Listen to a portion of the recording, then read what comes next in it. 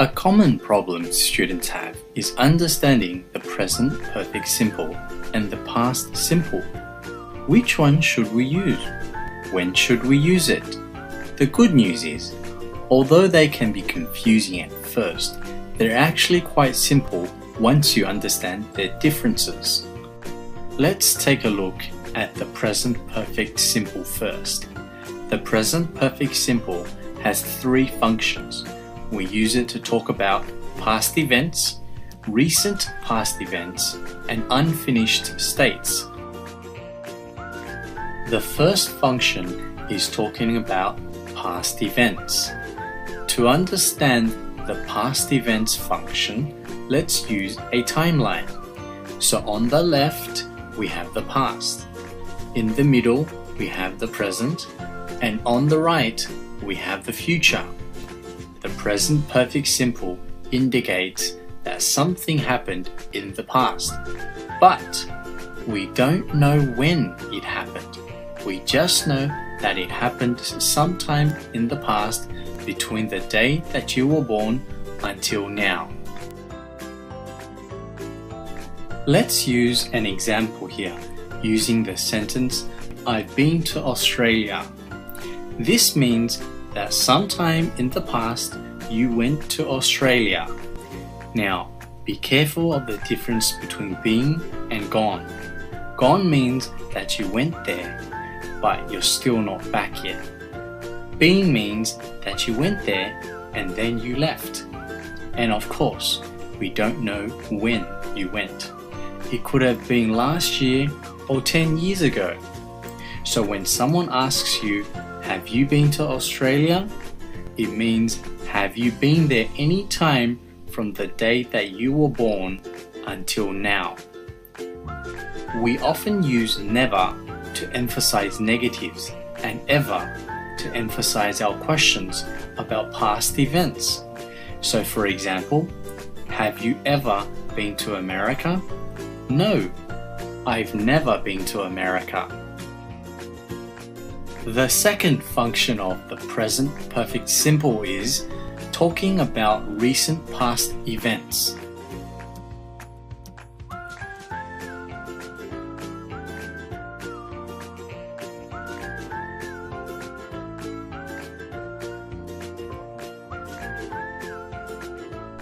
We can also use just, already, and yet for emphasis. For example, Mum, have you finished cooking dinner yet? Yes, boys, I've just made your favorite. And finally, the third function of the present perfect simple is talking about unfinished states.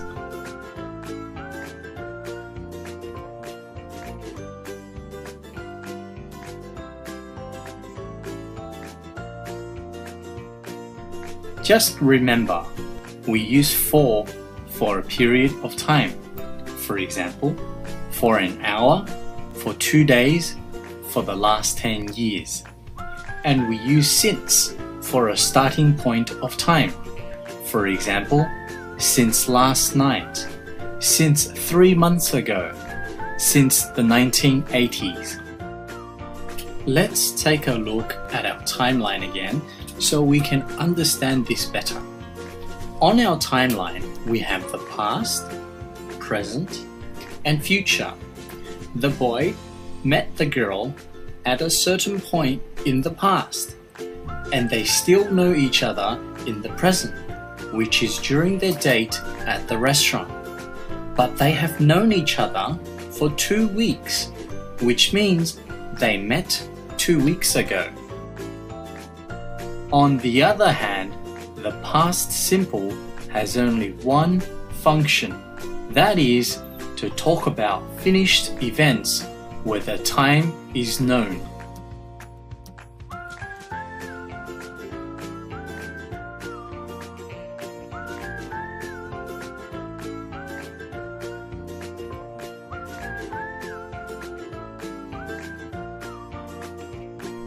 In this scene, although the time is not mentioned, both the boy and his mother know the time of the date. The mother asked her son how his date was because she already knew that he was going on a date. Also, we can use just for emphasis that an event recently happened. So in this example, the boy could have said, "We just broke up." Now, let's take a look at the form for present perfect simple statements. So the form is subject plus have or has or their negative form plus never, just or already. These words are optional, plus past participle, plus whatever you want to write, plus for, since, yet, or time words such as before, recently, and lately. Again, these are optional. Let's take a look at some examples. I've been to Australia. The subject is I plus have plus the past participle been plus to Australia. I've never been to America. Here we used never before the past participle. I haven't made dinner yet. Here we used yet at the end of the sentence. We've known each other for 2 weeks now. Here we used for 2 weeks now at the end of the sentence. Now let's have a look at the form for present perfect simple questions. For open questions, the form is WH or how question word plus have, has or their negative form plus the subject plus past participle plus whatever you want to say plus for. Now the for is optional. For yes/no questions, the form is have, has or their negative form plus the subject plus ever, which is optional, plus the past participle plus whatever you want to say plus yet or a time word. Again, these are optional. Remember, WH and how question words and for are for open questions. Ever, yet, and time words are for yes/no questions. Let's have a look at some examples. Have you been to Australia? So we start the question with have plus the subject you plus ever plus the past participle been plus to Australia. Have you finished cooking dinner yet? Here we used yet. How long have we known each other for? Here we began the question with how long and ended it with for. So, to summarize, we use the present perfect simple for past events, recent past events, and unfinished states.